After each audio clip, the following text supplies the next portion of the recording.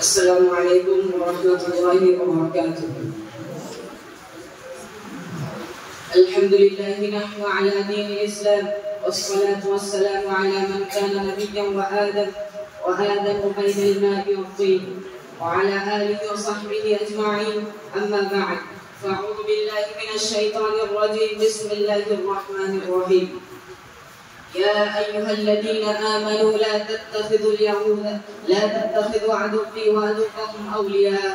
وقال النبي صلى الله عليه وسلم: الكفر ملة واحدة. صدق الله العظيم. সর্বপ্রথম প্রশংসা জানাই সেই মহান রব্বুল ইজ্জতের দরবারে, যিনি আমার এবং আপনাদের হৃদয়কে ঈমানের আলোয় আলোকিত করেছেন। সকলে বলেন আলহামদুলিল্লাহ। তারপরে জানাই সেই মহামানবের প্রতি, যার ওসিলায় আমরা সর্বশ্রেষ্ঠ ইসলাম ধর্ম পেয়েছি। সকলে বলি সাল্লাল্লাহু আলাইহি ওয়াসাল্লাম। আজ আঞ্জুমান ইসলাহুল লিসানের মাসিক প্রতিযোগিতামূলক অনুষ্ঠানে মাননীয় সভাপতি সাহেব, সুদক্ষ বিচারকদ্বয় এবং আমার সম্মুখে বসে থাকা সকল ক্লাসের সাথী ভাইরা, সকলকে আন্তরিক সালাম, প্রীতি, শুভেচ্ছা ও মোবারকবাদ জানিয়ে আমি আমার বক্তব্যের দিকে ধাবিত হচ্ছি। আমার তাওফীক ইল্লা বিল্লাহ। সুতরাং আমি আমার বক্তব্যের বিষয়বস্তু হিসেবে নির্ধারণ করেছি পশ্চিমা সভ্যতা বনাম ইসলামী সভ্যতা। এই সম্পর্কে বলতে গেলে আমাকে সর্বপ্রথম বলতে হয় যে ইসলামী সভ্যতা ও পশ্চিমা সভ্যতা কাকে বলে।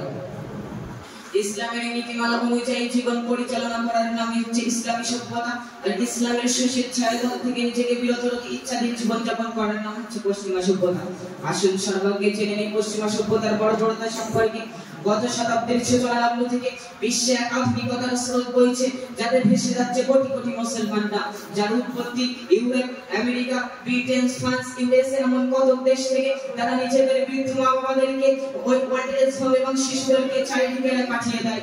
সারা বছরে তারা তাদের খোঁজ না নিলেও father's day, mother's day, family day উদযাপন করতে এক বোঝা ফুল কিছু উপহার পাঠিয়ে দায়িত্ব সারে সন্তানের অনিয়ম, যত্ন, অবহেলা, তাচ্ছিল্য প্রদর্শনের কারণে অনেক বৃদ্ধ মা বাবা তাদের সম্পত্তিটুকু দান করে যায় মনিক ভক্ত চাকর চাকরানি নামে। তারা নৈতিকতা শিক্ষকদের কাছে নিজেদের সন্তানদের শিক্ষা নিতে পাঠায়, কিন্তু সেখানে তারা সুশিক্ষার বদলে যৌন শিক্ষা দেয়। তাদের ছেলে মেয়েদের কোনো জায়গায় যাওয়া নিষেধ নেই। তারা রাতভর বিভিন্ন পার্টিতে, নাইট ক্লাবে, বাড়ি গিয়ে নাচ গান মদ্যপান করে বাড়িতে আসলে কাউকে কোনো কৈফিয়ত দিতে হয় না। ছেলে মেয়ের অবাধ মেলামেশা এবং অবৈধ প্রেম ভালোবাসার ফলে সেখানে প্রতি 2 মিনিটে একজন মেয়ে ধর্ষিত হয়, প্রতি 2 মিনিটে একজন, তাহলে প্রতি ঘন্টায় 30 জন এবং প্রতিদিনে 720 জন।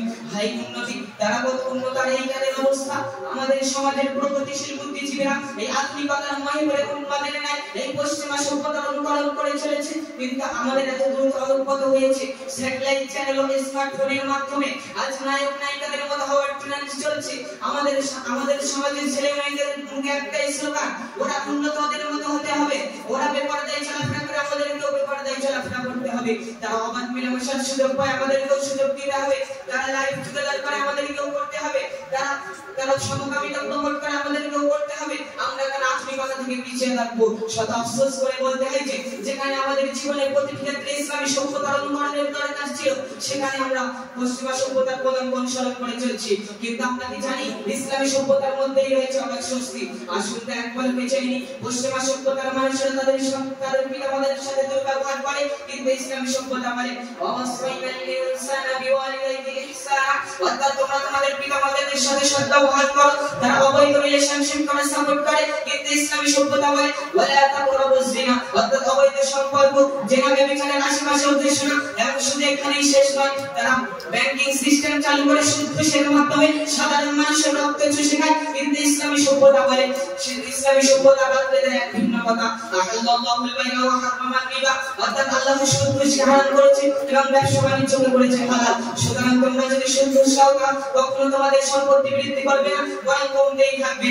সুদেও সালাম মণ্ডল শুধু এখানেই শেষ নয়, তারা বেপরদায় চলাফেরা করে স্বাধীনতার নাম দিয়ে নারী মুক্তির আন্দোলন করে, কিন্তু ইসলামী সভ্যতা বলে ওয়ালা ইয়াকুদিনা জিনাতাহুন্না, অর্থাৎ তোমরা নিজেদের সৌন্দর্যকে প্রকাশ করে বেপরদায় চলাফেরা করো না। এমনকি তারা বিভিন্ন পার্টিতে, নাইট ক্লাবে বাড়ি গিয়ে রাত কাটানোকে শুভনীয় কাজ বলে মনে করে, কিন্তু ইসলামী সভ্যতার শান্তির স্থান বদলে দিয়েছে।